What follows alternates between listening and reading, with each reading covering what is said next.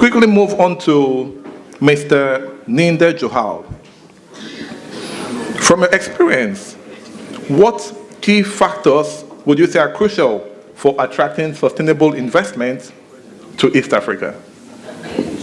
Okay, well, thank you very much. I did start by saying that I'm going to give you an outsider's perspective. From here, I'm going to Leicester. Now, Leicester's very famous because a lot of the people who live in Leicester came from Africa. And when you speak to those people, they speak so favorably about Africa. As I walk through the room here, I've never seen so many Africans in my life. And you know something? You were all very welcoming and positive. So you have some great natural attributes. It's a beautiful country, beautiful nation. And of course you speak brilliant English, so that makes you actually very attractive internationally. But what do I think, and what do most people think? Well, we just talked about India. India is known for IT. It's known for something. You go to China. China's known for manufacturing. You go to Vietnam.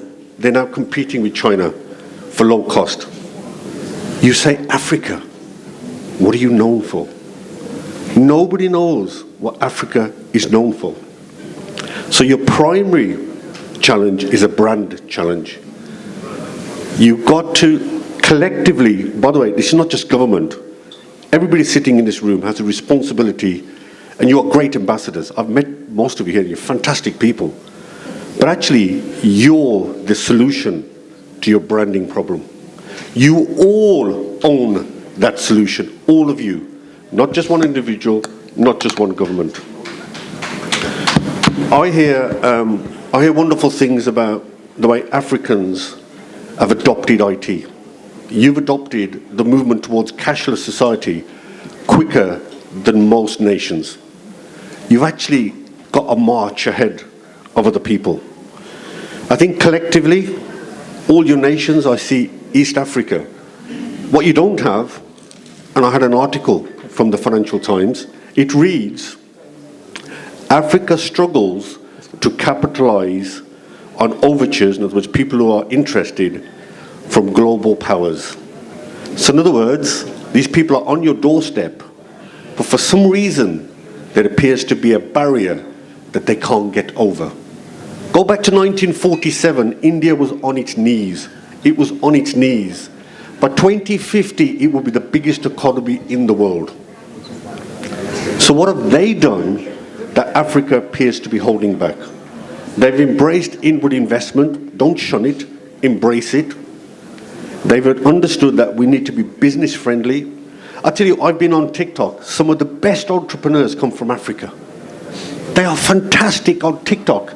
You have the most entrepreneurial culture on the globe. But for some apparent reason, there does not appear to be a partnership between entrepreneurs and government. I'm the chair of what we call the City Investment Board. So I chair the partnership between local government and business. And I tell you, it's not easy. Government by nature has to be risk averse. They are taking the taxpayers' money. But if they work with entrepreneurs, and I tell you, this is a unique opportunity for this continent to be on top of the world. The challenge is, can you grasp it? Can you work in partnership? And can you encourage your next talented generation to become the entrepreneurs, not today, but the entrepreneurs of tomorrow?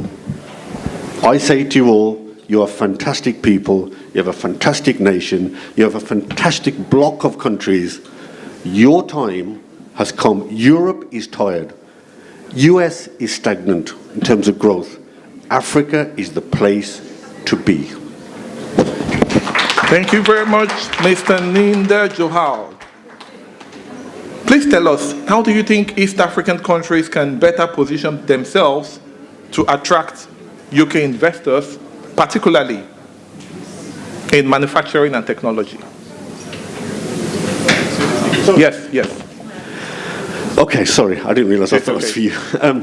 I think I've already referred to it. It's having an open, embracing culture, encouraging people to come and work with you.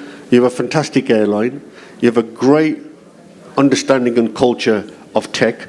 The future of agriculture is how you adopt technology within your agricultural sector. India struggled with it. India's still struggling with it. That's why they had protests from the farmers, and that was well documented. So change is always difficult. Change will always be difficult. But if you ignore tech, and tech is applicable across all sectors, including agriculture, if you can adopt that now, because you have no bad baggage, if you can adopt that now, I think the future is fantastic. Thank you very much. Can you, in few words, tell us some of the collaborations with regards to projects that the organization has had with Africa, with East Africa precisely?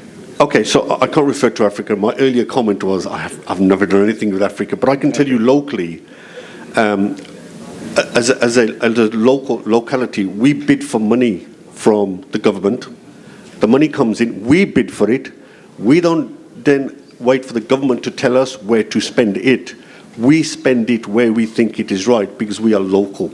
So one of the things every government has to do is detach itself, not try and control everything, but to actually democratize decision-making to the local areas. Let them decide how to spend it. They get ownership, they work hard, they know they're the solution, back to my solution, and you'll see growth happen. So government has to, it's difficult for government to do that, but they've got to delegate, democratize, and remove themselves and let the local people decide. Thank you very much, and a round of applause for him.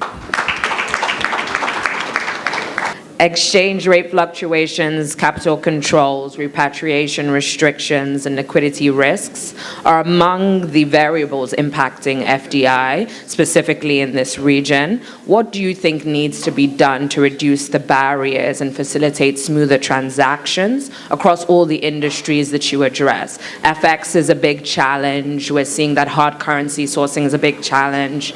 Generally, what can be done to facilitate smoother transactions in East Africa? Okay, who's the question addressed to? The whole Okay, good. Let's give the question to Ninder Johal. Just a very quick one. I'll correct what I said at the start when I said, what does Africa stand for? Actually, Africa is a beautiful country. Continent, yeah. And actually, one of its unique things that no one else in the world has got, actually, it's its visitor economy. And I think that's a huge, huge asset. So I think it's a great question, and I think that's what you can really focus on. In terms of FX, any business will tell you to operate globally, you need certainty. And if a country that you're trading with doesn't give you certainty, for whatever reason, you're going to shun, you're going to keep away. So every country should have some kind of industrial strategy, some kind of strategy that then gives investors the confidence to invest in that country. Now, currencies will always go up and down. Share prices will always go up and down.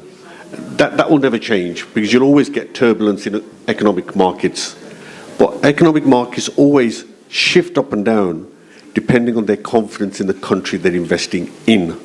So if your country doesn't have an industrial strategy or some kind of international investor strategy that people can buy into, then FX, currency markets, financial markets, they will always be in turmoil. Always.